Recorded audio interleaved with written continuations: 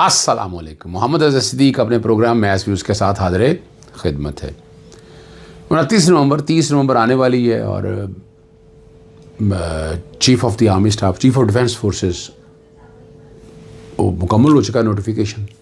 आपको याद है मैंने बहुत पहले अप्रैल में कहा था मैंने कि सितंबर होगा और नवंबर बाद हालात तब्दील होंगे।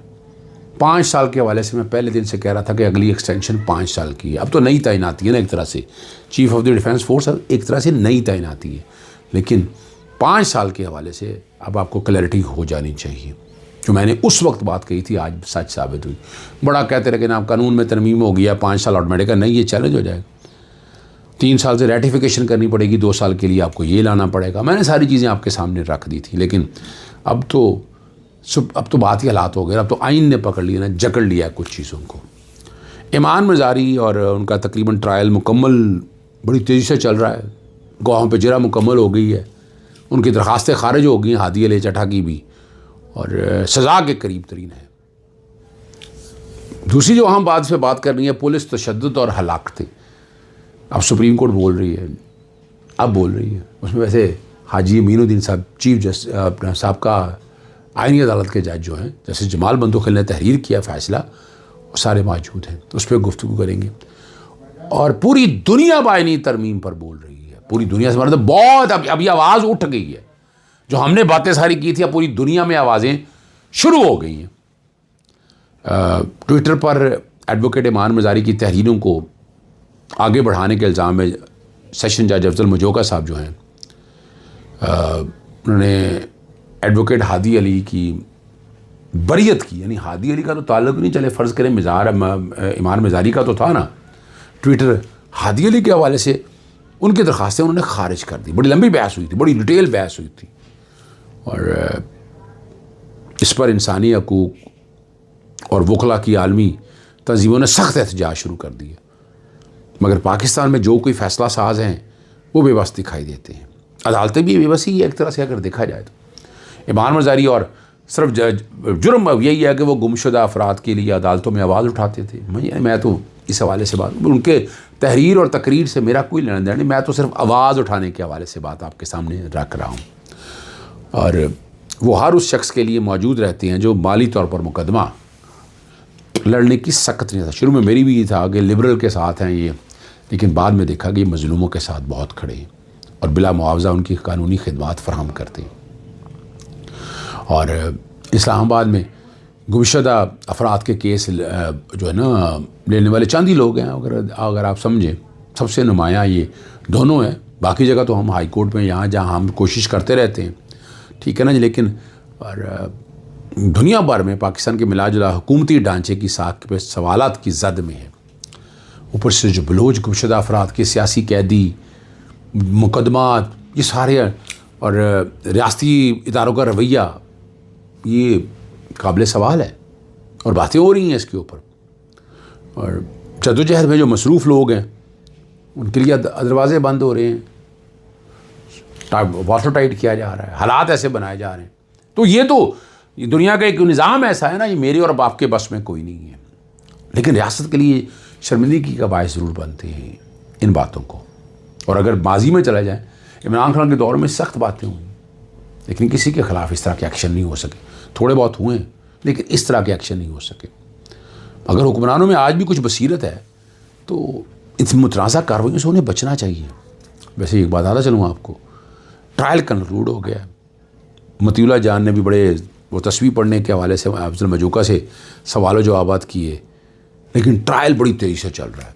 और उस वक्त मैंने कहा था कि सरकारी वकील, अगर वो वाला सरकारी वकील होता तो वो ट्रायल के हालात और वाक़यात होते, और उससे ट्रायल के हट के दूसरे सरकारी वकील आए तो ये स्काई लैब की स्पीड शुरू हो गई। इमरान खान के केसेस में भी आपने देखा, बाकी कितने केसेस में इस तरह की स्काई लैब की स्पीड है। ये सवालिया निशान है जिसका जवाब हमें लेना बड़ा ज़रूरी है, हमें समझना ज़रूरी है, ताकि हम चीज़ों को बेहतरी की तरफ ले चल सकें, मुतनाज़ा ना बना सकें इन चीज़ों को। ये याद रखना है आपने, ठीक है। और बड़ी मज़ेदार बात है, तशद्दुद जो है ना, गैर इंसानी या तज़लील अमेज़ बर्ताव जो है, इसमें इंसानी वक़ार की पामाली होती है। और ये किसी भी हाल में काबिल कबूल नहीं। अक्सर औक़ात पुलिस का तशद्दुद मावरा अदालत कत्ल का सबब बन जाता है, और पुलिस की हिरासत में मुलजमान पर तशद्दुद और ऐसे गैर कानूनी कत्ल के ख़िलाफ़ सुप्रीम कोर्ट ने अहम फैसला, अब इस फैसले को मानता है या नहीं मानता वो एक अलग बात है। इस पर सुप्रीम कोर्ट के ऊपर तो वफाकी आईनी अदालत है ना, यानी अब एक अजीब सा ट्रेंड हो गया। नीचे सिविल जज, मजिस्ट्रेट, सेशन जज, हाई कोर्ट, सुप्रीम कोर्ट और सबसे ऊपर वफाकी आईनी अदालत। आर्टिकल 189 यही कहता है कि आपने उसको ऊपर ला के बैठा दिया है, यानी सुप्रीम कोर्ट के उनकी सीनियरिटी सारी एक तरफ चलेगी, सब तजर्बे एक तरफ चलेंगे, और हमारी वफाकी अदालत, आईनी अदालत जिंदाबाद। अदालती इस फैसले में जो ये फैसला दिया है, रिमार्केबल फैसला है।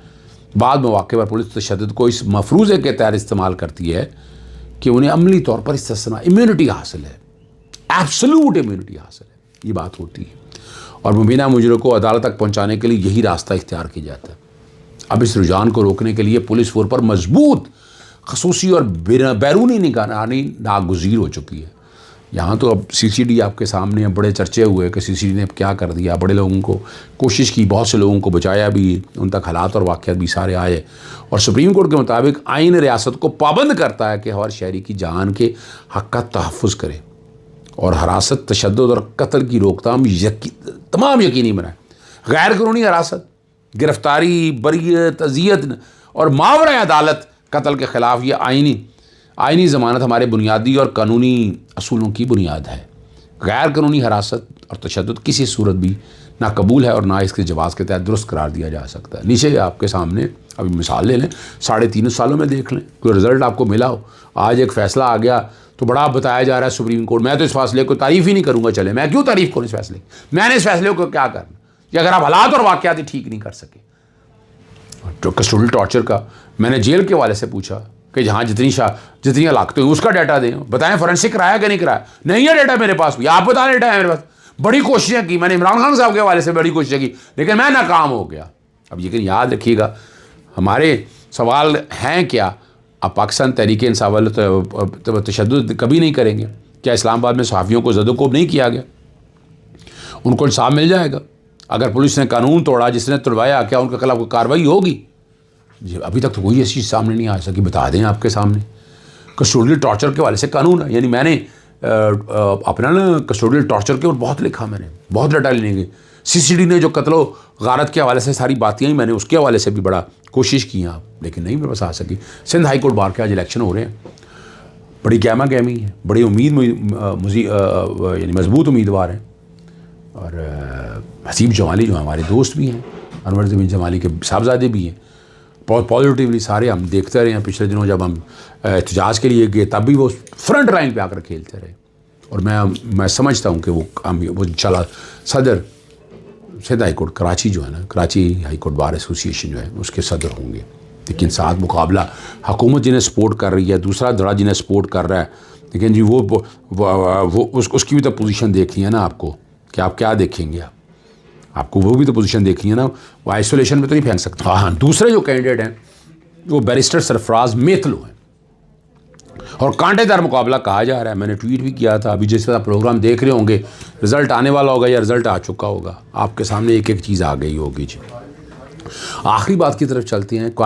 जो 27वीं आईनी तरमीम और 26 पे अब बैरूनी दुनिया में आवाज़ें उठ रही हैं। अक़वाम मुत्तहिदा के इंसानी हकूक़ के हाई कमिश्नर फ़ोकत हक़ ने ख़बरदार किया कि पाकिस्तान में अजलत में की गई आईनी तरमीम अदलिया की आज़ादी, फ़ौजी एहतसाब और कानून की हुक्मरानी के लिए संगीन ख़तरात पैदा करती। इन नई तरामीम के तहत आईनी मुकदमात का मुकम्मल इख्तियार नई वफाकी अदालत को दे दिया गया, जबकि सुप्रीम कोर्ट को सिर्फ दीवानी और फौजदारी अमूर तक महदूद कर दिया। और उन्होंने ये कहा कि ये तब्दीलियाँ अदलिया को सियासी मुदाखलत और जामिया के असर में लाने का खदशा, हम तो कहते हैं हो चुका है, वो खदशा कह रहे हैं, जबकि पार्लियामेंट या हुकूमत को अदलिया पर कंट्रोल का कोई इख्तियार नहीं होना चाहिए। तरमीम में सदर और आला फौजी अहदों को उम्र भर फौजदारी कार्रवाई और गिरफ्तारी से इसरा दे दिया गया। उन्होंने कहा इसे एहतसाब कमज़ोर करने और जमहूरी असूलों के खिलाफ दिया। उन्होंने कहा कि यह तरामीम पाकिस्तानी अवाम के अहम तरीन असूलों यानी जमहूरियत और कानून की हुक्मरानी से दूरस्त नुकसान का बायस बन सकती हैं। इजाज़त चाहता हूँ। अस्सलाम वालेकुम, अल्लाह हाफ़िज़। पाकिस्तान जिंदाबाद।